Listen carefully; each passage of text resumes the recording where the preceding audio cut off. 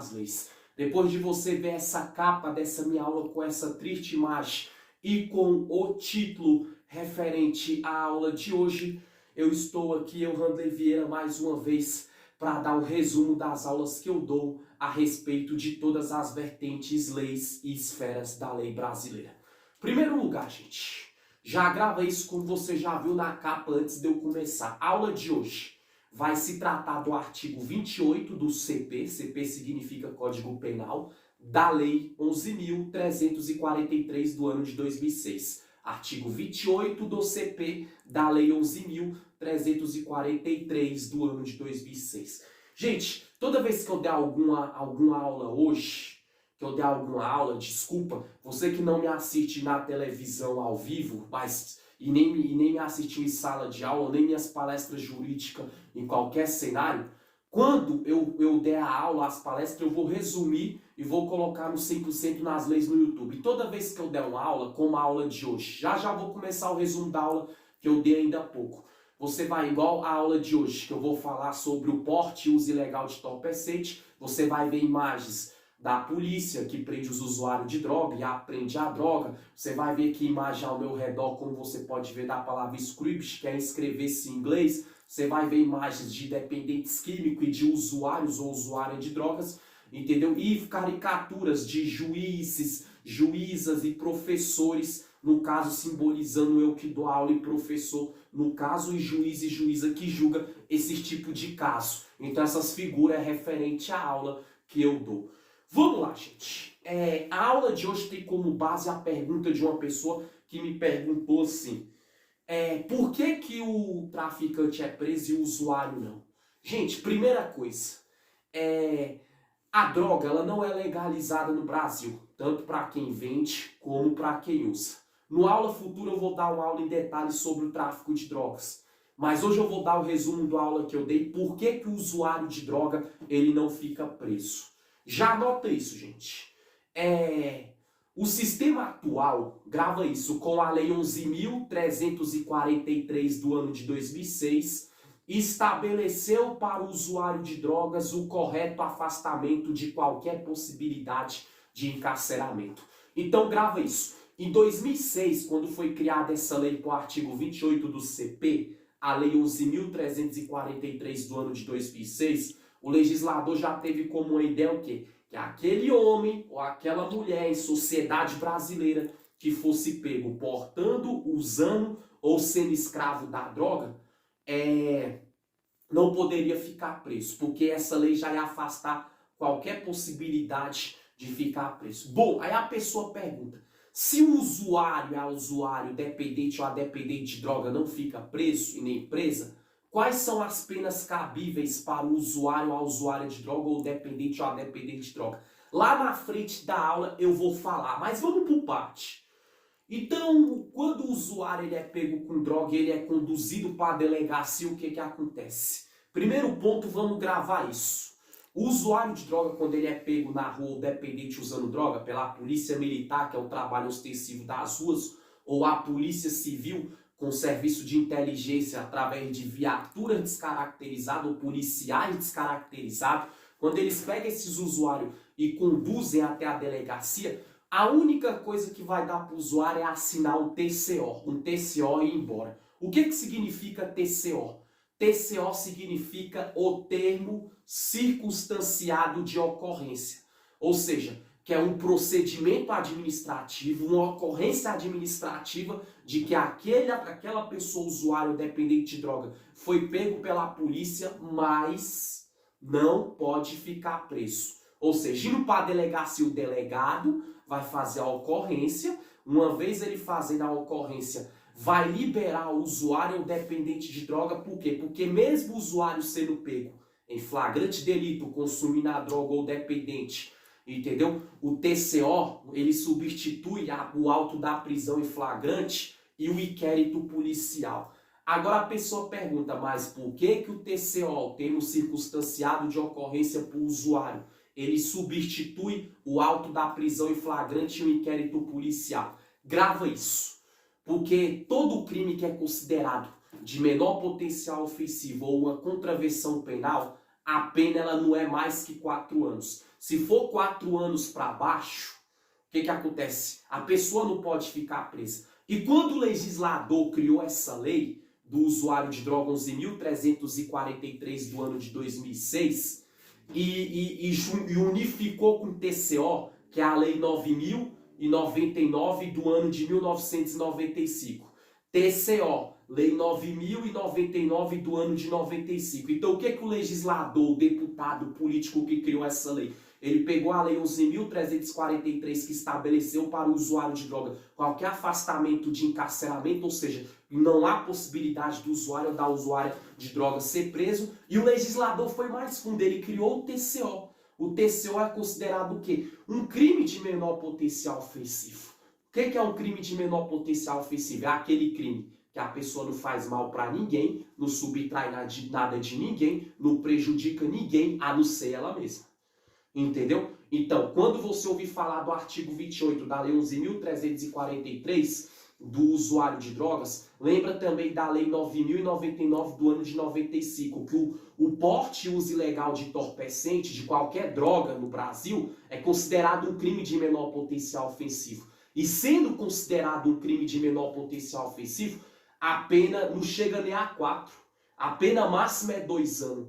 E por ela ser 2 anos, não pode ficar preso, porque há suspensão de pena, ou seja, impossibilita qualquer possibilidade da pessoa ficar presa dentro do sistema prisional. E além disso, também o artigo 28 do Código Penal, ele também aqui pelo TCO da Lei 9.099, no artigo 61, é considerado uma contravenção penal. O que é uma contravenção penal? É aquilo que é contra as penas, são contra as penas penais brasileira. O que seria uma contravenção penal no caso do usuário de drogas? É aquilo que contraria penas que pode colocar o usuário dentro do sistema prisional dependente de droga.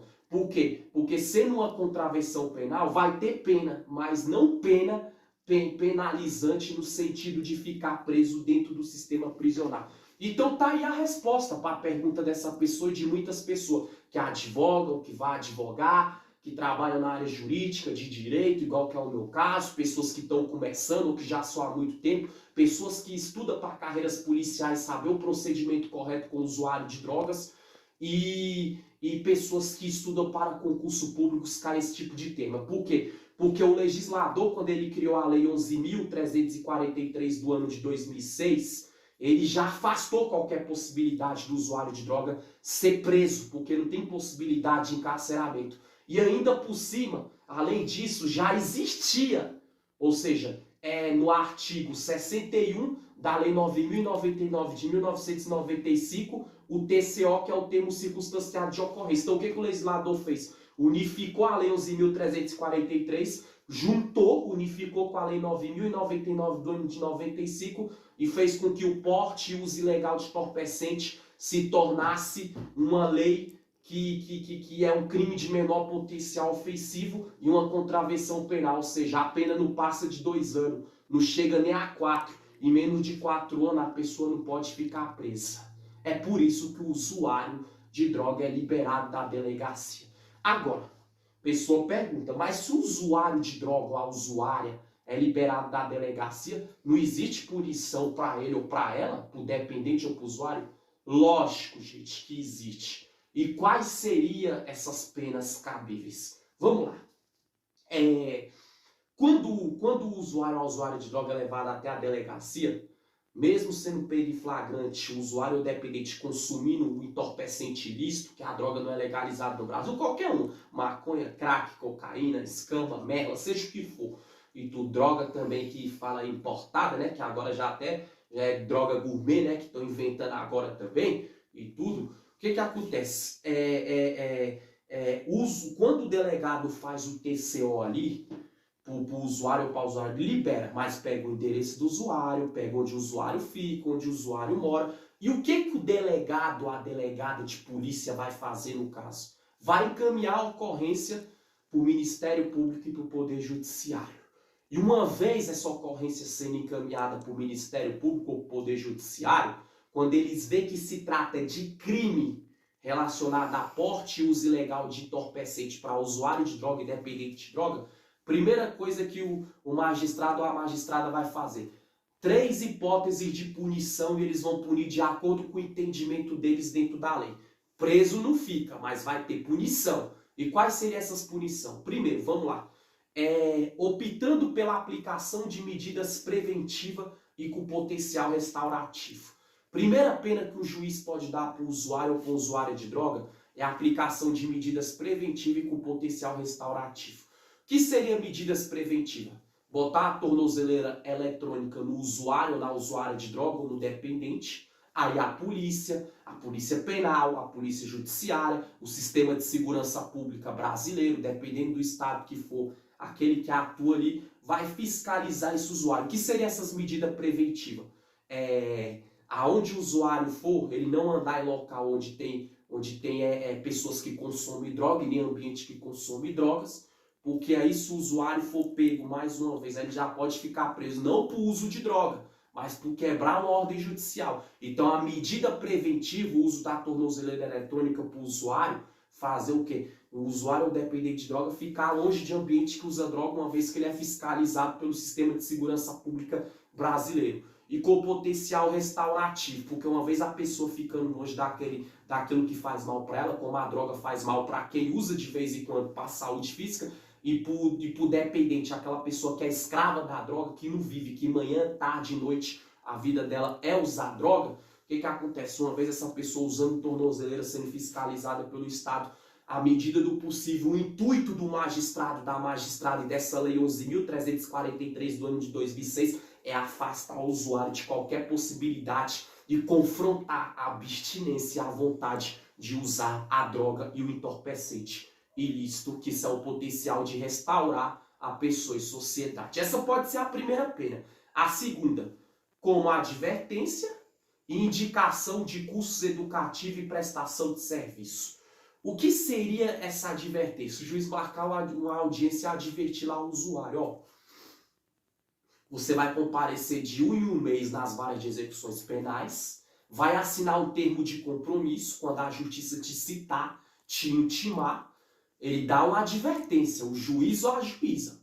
Eu falei da primeira pena que pode acontecer para o usuário, essa é a segunda, a advertência. Entendeu? Advertir de que maneira? E falar, se eu te pegar usando droga de novo, eu vou te internar numa clínica de recuperação obrigatoriamente. Por quê? Não é essas clínicas igual esse povo religioso que pega usuário de droga, ou dependente de droga, e leva e a pessoa sai como quer, não. O juiz adverte, uma vez advertindo, o que o juiz vai fazer? Se da primeira advertência ou a juíza pegar o caso do usuário ou da usuária de droga, ou do dependente ou da dependente, eles não obedecer, vai mandar o usuário ou a usuária advertir, e se eles não respeitar, vai mandar para a clínica de recuperação com ordem judicial. Porque lá eles não vão sair, vão ficar longe de droga, em local que não tem droga, e só sai de lá quando o juiz solta eles. Quando o juiz libera eles, sair de lá, entender que eles estão restaurados e pode voltar em sociedade, uma vez que ficou bastante tempo longe do entorpecente ilícito. Ou então a indicação, né, de frequência a cursos educativos. O que seria assim, indicação em frequência de cursos educativos? Indicar um CAPS, indicar um psicólogo, uma psicóloga, um especialista que combate pessoas que usam droga ou consomem droga com ordem judicial, e essas pessoas fazer cursos educativos. Como ela sair da droga, como ela ficar longe da droga, ela participar de palestra, ela participar de roda de psicologia, ela ir para um CAPS, como tem em vários lugares do Brasil que combate droga, outras entidades e órgãos, né, que o juiz determinar que a pessoa tem que ir para ficar longe da droga, fazer cursos educativos para a pessoa educar a conduta dela, para confrontar a droga e um dia até tomar nojo da droga. Essa é a segunda hipótese, pena que pode acontecer para o usuário de droga. E a terceira, a prestação de serviço com a atenção voltada à reinserção social do usuário, dependente ou não. O usuário é quem usa de vez em quando, que é errado. Dependente é quem é pior ainda, que é escravo da droga. Então essa prestação de serviço pode ser a terceira hipótese que o juiz ou a juíza pode penalizar o usuário ou a usuária de droga, que é a prestação de serviço. Como assim? Ir para a escola, abrir portão, fechar portão, para professor, para aluno, para pai de aluno, mãe de aluno, ir para o hospital, lavar a roupa dos médicos, quem está internado e tudo. Por quê? Porque quando eles pagam esse tipo de pena, que é prestação de serviço comunitário para a comunidade, é de segunda a sexta-feira, a carga de 6 horas por dia, se o período é vespertino ou matutino, quem decide é o juiz ou a juíza que julga o caso do usuário ou da usuária, entendeu? Por quê? Porque eles entendem que quando a pessoa está ali trabalhando, prestando serviço comunitário como pagamento de pena, que não pode, já que o usuário não fica preso dentro do sistema prisional, essa prestação de serviço é com a atenção voltada à reinserção social do usuário, ou seja, porque entender que o usuário no momento que está trabalhando, que está contribuindo com o trabalho social, pagando uma pena de 6 horas diárias de segunda a sexta-feira, aquele tempo que ele está ali, ele fica longe de pessoa que usa droga e de pessoa que mexe com droga. E se lá tiver pessoas que usam droga ou que mexem com droga, não vai ter como o usuário usar, uma vez que vai ter policiais penais, vai ter polícia militar, polícia civil, autoridades e policiais do sistema de segurança pública fiscalizando ele. E se vê o usuário com a droga, já toma na hora. Já intervém na hora. Então, prestando esse tipo de serviço, é um tempo que a pessoa tira para ficar longe do uso de droga, até um dia ela se reinserir à sociedade no caso. Você viu os 3 tipos de pena para o usuário? Ele não pode ficar preso, segundo a Lei 11.343 do ano de 2006, no artigo 28. Mas quais as penas que acontecem para o usuário? E para concluir, gente, a vida pregressa. Já vou resumir. O que significa vida pregressa? É antecedentes da vida de uma pessoa que normalmente são investigadas no âmbito de um processo policial, judicial ou administrativo. O que acontece? Já o usuário não fica preso, eu já falei. As penas cabíveis para ele é fora do sistema prisional, mas eu já dei uns exemplos aqui dentro da própria Lei 11.343 de 2006, no artigo 28 do CP, o que pode acontecer. E o que pode acontecer com a vida pregressa do usuário? Bom, porque dependendo do serviço que a pessoa arrumar, não são todos, mas alguns, se constar lá na vida pregressa da pessoa que a pessoa não tem passagem por nenhum crime, só por usuário, mas se for aquelas empresas de iniciativa privada, onde os patrões são rígidos, o empregador, entender, não, aqui eu quero pessoa ficha limpa, que não tem nenhuma passagem por nada, então a pessoa já perde a oportunidade de arrumar um emprego, dependendo da empresa. E segundo, concurso público. Alguns concursos podem, mas nem todos os concursos, se constar na vida pregressa da pessoa, que a pessoa já teve passagem por usuário, ali a pessoa também fica impossibilitada de assumir um cargo público, a não ser que ela brigue na justiça, lute na justiça e consiga a ordem judicial, uma vez a justiça entendendo que a pessoa já pagou a pena dela, ou então até o nome da pessoa prescrever. O que é o nome da pessoa prescrever? Pagou a pena, saiu do sistema prisional, o juiz deu a pena extinta à juíza, ou então deu perdão de pena para aquele usuário ou usuária, ou seja, quando a pessoa for procurar um emprego de iniciativa privada, futuramente eu vou dar aula sobre isso, não vai constar mais nada que a pessoa tem passagem lá, só nos arquivos dos arquivos judicial, e se isso aí for numa última hipótese, não vai constar, no nada consta da pessoa. E para concurso público, uma vez se o nome prescreveu também, a pessoa pode se assumir o cargo público, uma vez que a própria lei brasileira entende que no Brasil não tem prisão perpétua e nem pena de morte. Se não tem prisão perpétua, no artigo 5º, inciso 47 e 48 da Constituição, a pessoa pode assumir sim um cargo público se o nome dela já tiver prescrevido nos antecedentes criminal e na vida pregressa dela. Viu? A aula de hoje, o resumo, o objetivo. Você que não me assistiu por televisão e nem em sala de aula ou ambiente que eu dou palestra jurídica, tá o resumo aqui no 100% nas leis do YouTube. Alô, Brasil, essa foi a hoje, até amanhã.